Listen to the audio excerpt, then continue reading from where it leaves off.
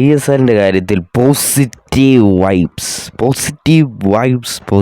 News എന്ന് തന്നെ പറയേണ്ടി വരും. സുപ്രീം കോടതി എന്നായിരുന്നു മറ്റൊരു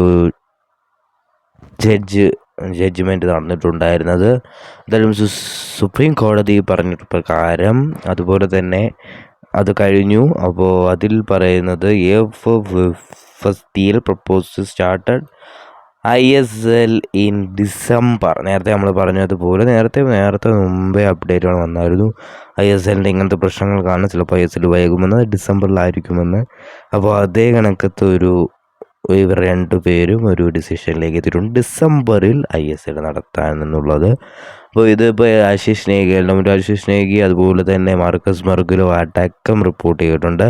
അതുപോലെ തന്നെ സീസൺ സ്റ്റാർട്ടർ മാർക്കസ് മർഗുലോ പറയുന്നു സീസൺ സ്റ്റാർട്ടർ സൂപ്പർ കപ്പ് ആയിരിക്കും എന്തായാലും. അപ്പം മാർക്കസ് മർഗുലോ തന്നെ പറയുന്നു സീസൺ സ്റ്റാർട്ടർ സൂപ്പർ കപ്പ് ആയിരിക്കും. നേരത്തെ നമ്മൾ കേട്ടതൊക്കെ തന്നെയാണ്. പിന്നെ അതുപോലെ തന്നെ സൂപ്പർ കപ്പ് ഷെഡ്യൂൾ ചെയ്യാൻ സാധ്യതയുള്ളത് സെപ്റ്റംബറാണ്. അതായത് വരാൻ പോകുന്ന മാസത്തിൽ സൂപ്പർ കപ്പ് നടക്കാൻ സാധ്യതയുണ്ട് എന്നും കൂടി പറയുന്നു ആശിഷ് നേഗി. കൂടാതെ ISLൻ്റെ ആ ഒരു പോസിറ്റീവ് ന്യൂസ് വന്നു കഴിഞ്ഞു. അപ്പോൾ എന്തായാലും ഇനി സൂപ്പർ താരങ്ങളെ എത്തിക്കണം പല ടീമിനും.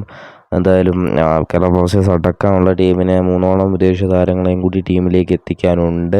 അതുപോലെ തന്നെ മറ്റു ടീമുകൾക്കും താരങ്ങളെ എത്തിക്കാനുണ്ട്. അപ്പോൾ ISLൻ്റെ കാര്യത്തിൽ ഏകദേശം ഒരു ധാരണ മറ്റു ക്ലബ്ബുകൾക്കും വന്നിട്ടുണ്ടെന്ന് തന്നെ നമ്മൾ വിശ്വസിക്കുക. അപ്പോൾ മറ്റു ടീമുകളും സൈനിങ്സ് തുടങ്ങാൻ ഒരുങ്ങുകയാണ്. എന്തായാലും ഫ്രീ ഏജൻറ്റിനെ സൈൻ ചെയ്യാൻ പറ്റും. ഇനിയിപ്പം ട്രാൻസ്ഫർ മാർക്കറ്റ് കുറച്ച് ദിവസം കൂടിയേ ഉള്ളൂ. ഫ്രീ ഏജൻസിനെ തപ്പിപ്പിടിച്ച് സൈൻ ചെയ്യേണ്ടി വരും എന്നുള്ളതാണ്.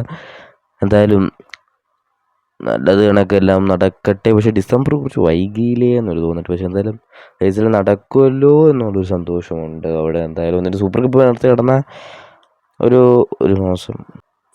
അപ്പം എന്തായാലും ISLൻ്റെ മറ്റു കാര്യങ്ങൾ ഇപ്പോൾ നല്ല രൂപത്തിൽ നടന്നു. ഡിസംബറിലേക്ക് ISL വരും. സീസൺ സ്റ്റാർട്ടർ സൂപ്പർ കപ്പ് ആയിരിക്കുമെന്ന് തന്നെയാണ് അപ്ഡേറ്റുകൾ വരുന്നത്.